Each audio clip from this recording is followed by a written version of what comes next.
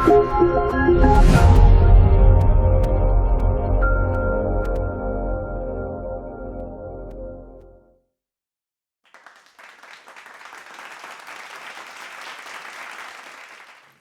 my fellow oxygen inhalers. This is Abwon, and this is the very first installment of Before You Watch, spoiler-free film and TV reviews. Now, I know a lot of you guys out there anticipate these blockbuster movies or TV shows on Netflix and TV like CBS, whatever may have you. You may not be able to watch it opening weekend or the season premiere, and you're tired of going on social media, on Facebook, Twitter, Vine, whatever may have you, and the first thing you see is somebody spoiling everything for you. I didn't even know Superman and Clark Kent were the same person. Hashtag mind blown. And the whole time, all you're doing is staring at your phone like, really, bruh? Like, you just ruined everything for me. Well, have no fear, Abwon is here. None of that is happening with these reviews. None of that. Spoiler-free from top to bottom. I'm going to give you my honest reviews, my honest opinions. They may be a little harsh at times, but hey, that's why y'all love me, right? Well, if you've been living on planet Krypton for the last 3 days, the biggest movie out right now is Batman vs. Superman. It's number one in the box office. I anticipate it being number one in the box office next week as well. I don't know what's coming out. I don't think it even matters. I really don't even care. It's made $70.1 million in its opening weekend.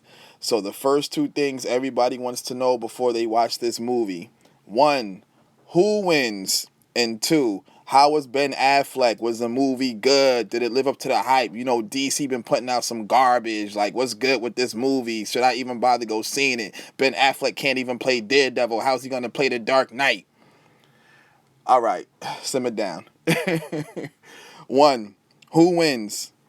Well, I just told you that these are spoiler-free reviews, so I'm not even going to tell you that. You're just going to have to watch the movie. So let's get to number 2. If the movie lived up to the hype. Ben Affleck being Bruce Wayne, I'll discuss that a little later, but let's just talk about this movie first. I'm going to break this movie down in 3 sections. I'm going to break this review down in 3 sections. Visuals, story, and pacing. I feel with action movies, superhero / comic book movies especially, pacing and visuals are absolutely essential to the success of the film.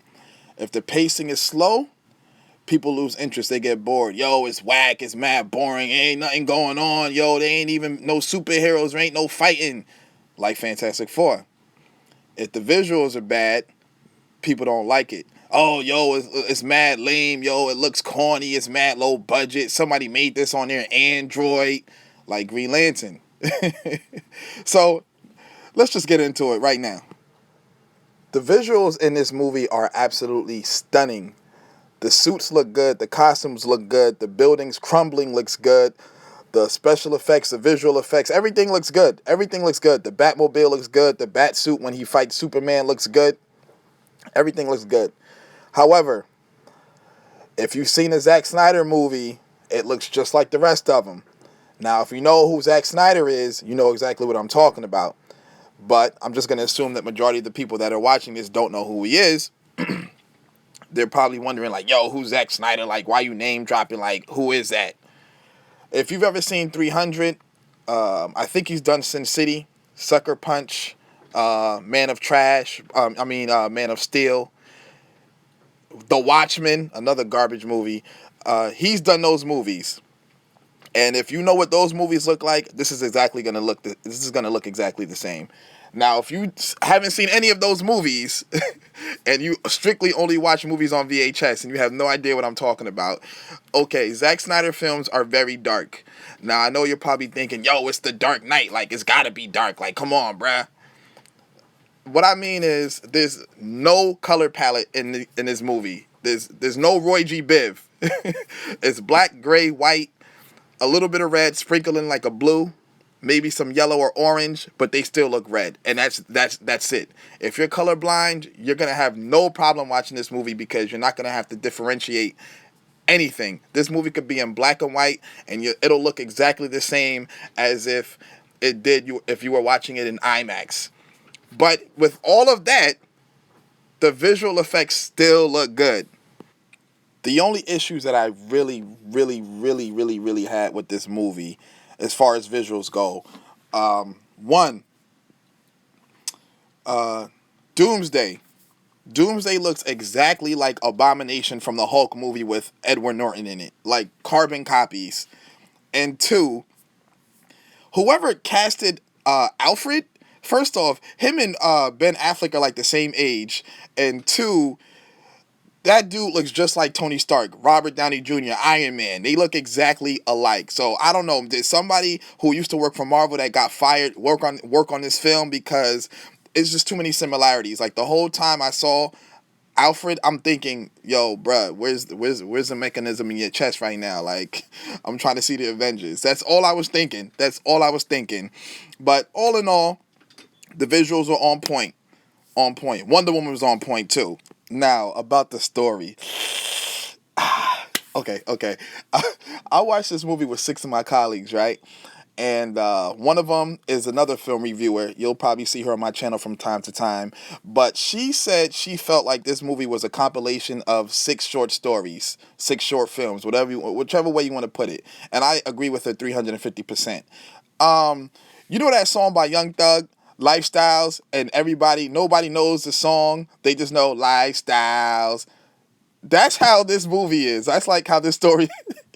That's how this story is. Like, you really only know what's going on here and there, but for the whole grand scheme of Batman versus Superman, as far as the story goes, it's extremely convoluted, and if you really try to follow it, you're just gonna confuse yourself even more. Because there were some times where I was scratching my head like, yo, what's going on here, man? And I'm a comic book guy, you know what I mean? It's not like I just casually watch these movies, but yeah, that's pretty much what it was. Like, there's some scenes that I felt they could have deleted. There's some scenes that I felt they could have put them at the end of the credits.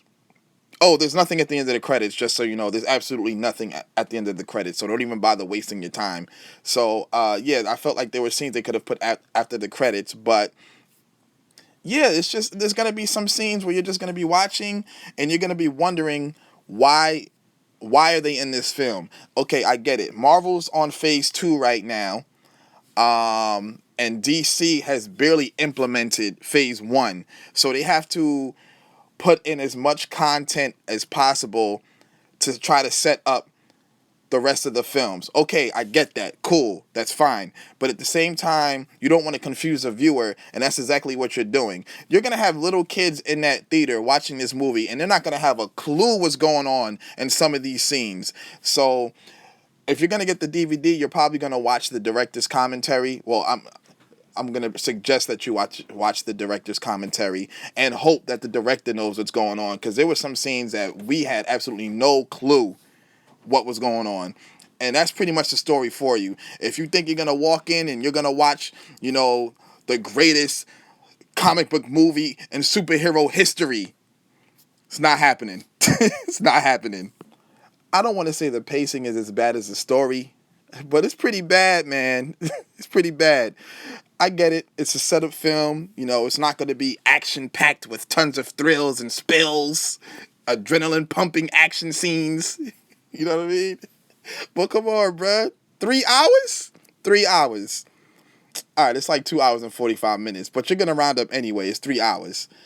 Yeah, the movie's 3 hours. It's incredibly slow in the beginning, and I can sit here honestly and tell you that the only hour that you need to watch is the last hour. The story's not very compelling, so you don't really need to watch this film in its entirety. I mean, it's Batman versus Superman. Like, we already know what these characters are about. There's no surprises there. You know what I mean? That's pretty much what it is. I watched this with 6 of my colleagues, and for the first 2 hours, we were talking. We were doing our own voiceovers, had our own commentary. So if you watch this movie by yourself, for the first 2 hours, you're probably going to be on your phone, like, constantly. You're going to be tweeting, texting, posting on Facebook. You might go live on Facebook. That's the new wave now. Yeah, that's what you're going to be doing. But once Superman and Batman have their first fight, this movie absolutely picks up. It just sucks that you got to sit there and wait through 2 hours to get to that point. Now, I'm going to say this one last thing, and then we can call it a day. Ben Affleck as Bruce Wayne, because I know everybody is waiting for it. I honestly felt like Ben Affleck did a good job playing Bruce Wayne. You know, I went on Facebook and Twitter. I saw people like, yo, this movie sucked because Ben Affleck ruined Batman for me. You ruined my favorite superhero. DC sucks. Batman sucks. Ben Affleck sucks. You know, Gone Girl was a good movie. But anyway, I just have one question for you. Like, what are we basing this off of? Because let's just be real here. Aside from Michael Keaton, no other person that's played Batman or Bruce Wayne, I should say, has done a memorable job. Like Christian Bale, okay, all right. This guy wasn't even the best actor in his own movie. Okay. Val Kilmer, George Clooney? Come on, man. But Ben Affleck did such a terrible job.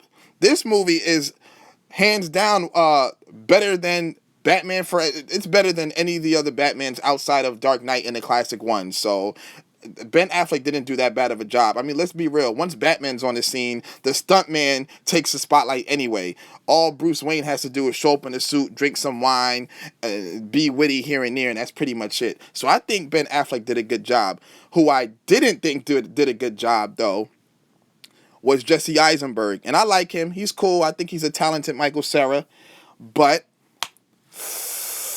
was he supposed to be Lex Luthor or the Joker? I mean, this guy was prancing around the screen like he had ADD and forgot to take his Ritalin. Like, he was all over the place. He was super giddy. He was giggling like crazy.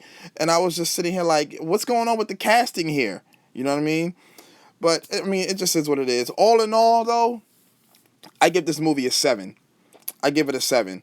DC finally got it right because, I mean, we all know outside of the Dark Knight, DC has been putting out some trash. And I don't mean in like the last 3 years. I'm talking like in the last 20. So they need to catch up tomorrow. And I feel like this is a step in the right direction. So if you're planning on spending $15 or whatever it is to go see this movie, I think you're going to enjoy it. But like I said, prepare to be bored for 2 hours. Yeah, so that's a wrap, folks. Thanks for watching my video. Like the video, share the video, comment on the video. Hit me up on Facebook, Abwon Udo. Hit me up on Twitter, Abwon. Subscribe to my YouTube channel, Abwon Over Everything. I got the website coming soon, so you guys can post things on there as well. If you have any suggestions, do not hesitate to hit me up and let me know. I'm definitely going to be reviewing more things, more TV shows, movies, things like that. Sorry this one was so long. You know, I don't really like to keep my videos. I like to keep my videos shorter than 7 minutes. I had a lot to say with this one, though, and I just looked at it like 20 minutes. Like, oh, no, That's no bueno. But, for people asking me why I'm not hitting you back on Snapchat, I don't have a Snapchat. That Abwon account you're seeing on there, I made that account years ago when I was, this girl I was dating made me make the account. And I used it once and I never used it again. So if you're wondering why I haven't accepted your request, I'm not on there. So you might as well just delete it. Twitter, Facebook, and YouTube. That's all I'm on. That's all I'm on. And Tumblr too, but I'm going to deactivate that account soon anyway. But yeah, that's pretty much what it is. I'll catch you next time. Au revoir.